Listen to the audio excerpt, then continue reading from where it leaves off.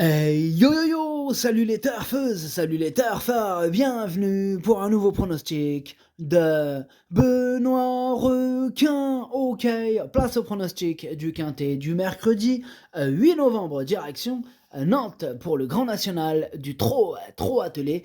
3000 mètres, 14 partants, réunion 1, course 2, indice de confiance 4 sur 5. Il y a un rendement de distance de 25 mètres du numéro 6 au numéro 13 et un rendement de 50 mètres pour le 14.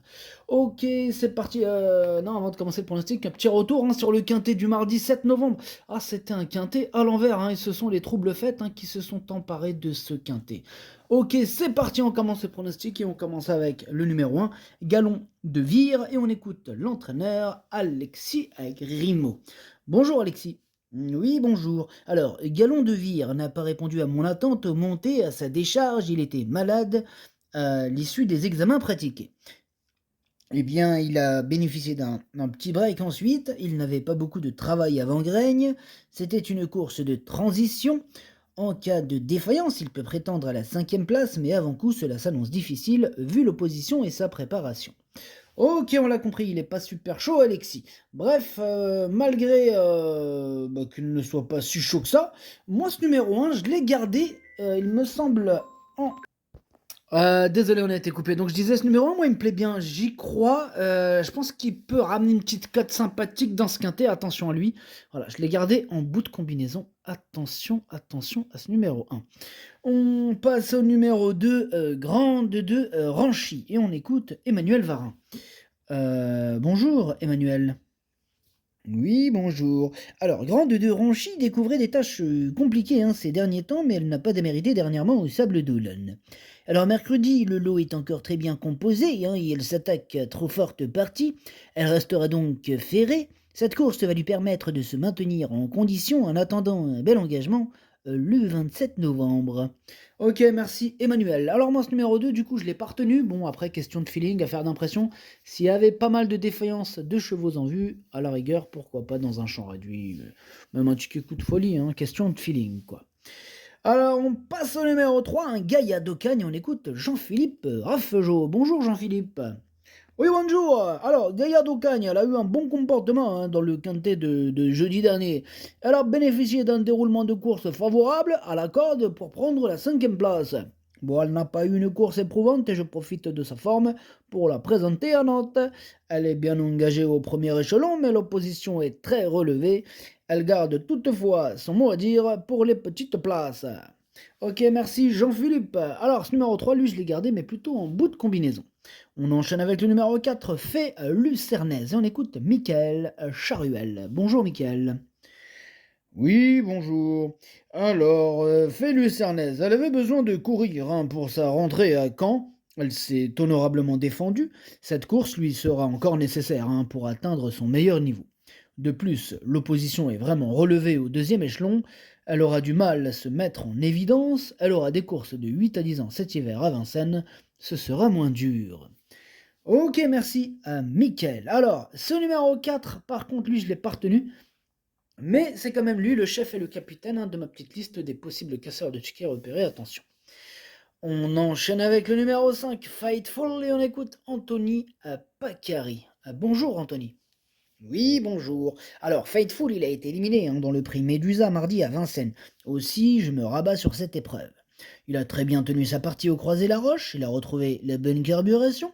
Je le trouve sur la montante.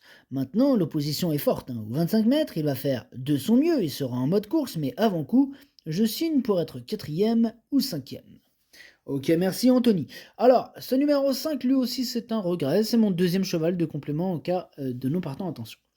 On enchaîne avec le numéro 6, Hidalgo Dénoé. On écoute Stéphane Provost. Bonjour Stéphane. Oui, bonjour. Alors, Hidalgo Dénoé, il va peaufiner sa préparation pour l'étape de Mokanchi. Il sera alors en tête. Bon, ici, l'opposition est très relevée à notre échelon. Dernièrement, à Reims, il a fait son possible, mais rendre la distance sur de petits anneaux, c'est trop dur. Ici, il vaut mieux le revoir. Ok, message reçu 5 sur 5, Stéphane. Alors, ce numéro 6, moi je l'ai pas retenu. Bon, maintenant, affaire d'impression, cas de défaillance, pourquoi pas dans un champ réduit, coup de folie. Question de feeling. On passe au numéro 7, Falco d'Avaroche, et on écoute Jean-Michel Baudouin. Bonjour Jean-Michel. Oui, bonjour. Alors, Falco d'Avaroche, il a 2 courses dans les jambes, hein, et a disputé la semaine passée une course école à Chartres. Il revient en bonne forme, il me paraît même vraiment bien. Il est plus pratique qu'Epsom d'Airfray, hein. Bon, en cas de défaillance de certains favoris et à l'issue d'une bonne course, il n'est pas incapable, hein, de se glisser en fin de combinaison. Les 3000 mètres de Nantes lui conviennent bien. Ok, merci Jean-Michel. Alors moi, ce numéro 7, je l'ai gardé, il me plaît bien, je l'ai mis à 6e. On enchaîne avec le numéro 8, Harlem de Bussy. On écoute Olivier Réglade. Bonjour Olivier. Oui, bonjour. Alors, Harlem de Bussy, il s'est imposé très facilement dernièrement à Vincennes. Il s'est imposé très facilement dernièrement à Vincennes. Il est dans son jardin sur la grande piste. Mercredi, il ne devrait pas être dérangé par les 3025 mètres de Nantes. Cette sortie a aussi pour but de le qualifier pour la finale, mais cette étape en a déjà l'allure. Alors malgré l'opposition, il a une belle carte à jouer, hein. Il va tenter de prendre sa revanche sur Gaspard d'Angy. Ok, merci Olivier. Alors, ce numéro 8, il me plaît bien. Lui, je l'ai mis même un petit peu plus haut, je l'ai mis 5e. On passe au numéro 9, notre fameux Epsom d'air frais, hein, et on écoute Jean-Michel Baudouin. Jean-Michel, c'est encore à vous. Oui, donc Epsom d'air frais vient s'imposer dans une course à face avec à Chartres, hein. Bon, il retrouve la bonne carburation et affiche de la souplesse à l'entraînement. Il faut qu'il reste sage, hein, d'un bout à l'autre. Dans ce cas, il n'est pas hors d'affaire pour accrocher une place en fin de combinaison. Je le présente avec quelques ambitions, il sera pieds nus. Ok, merci Jean-Michel. Alors moi, ce numéro 9, je l'ai pas retenu. Par contre, il est tout seul, hein. J'en ai qu'un seul là aujourd'hui à vous proposer sur ma liste des possibles casseurs de tickets repérés. Et j'en ai qu'un seul, et c'est lui, ce numéro 9, donc méfiance. On passe au numéro 10, idéal du pommeau, et on écoute Mathieu Abrivard. Bonjour Mathieu. Ouais, bonjour, ouais. Alors, idéal du pommeau, il revient très bien à l'entraînement, et Sébastien fonde de gros espoirs, hein, sur lui cet hiver. Alors le lot est très bien composé, je ne veux pas lui donner une course dure, mais il est tellement doué qu'il peut disputer la victoire, hein, si tout se passe bien. Ok, c'est noté Mathieu, on est plutôt confiant. Moi ce numéro 10 il me plaît beaucoup, je l'ai mis 4e. On passe au numéro 11, Horace Dugoutier, on écoute Hugues Montulé. Bonjour Hugues. Bonjour, Horace Dugoutier il a été victime d'un virus, hein, ce qui explique sa contre-performance au Mont-Saint-Michel. Il a été soigné, tout est rentré dans l'ordre. Alors, l'étape de ce mercredi à Nantes est la mieux composée de tout le tournoi. Harlem de Butsy, Idéal du Pommeau, Gaspard d'Angy et Gannet de Banville sont autant de possibles vainqueurs. Je serais déjà très satisfait, hein, de terminer dans les 3 premiers. Ok, merci Hugues. Ben, moi, ce numéro 11, hein, il fait partie de mes préférés. Je l'ai mis très haut, je l'ai mis à 2e.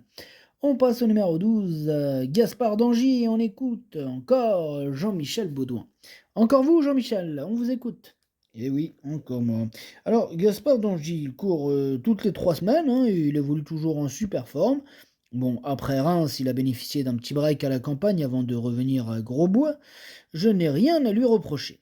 Il est splendide physiquement. Il revient à main gauche, hein, où il est le plus à l'aise.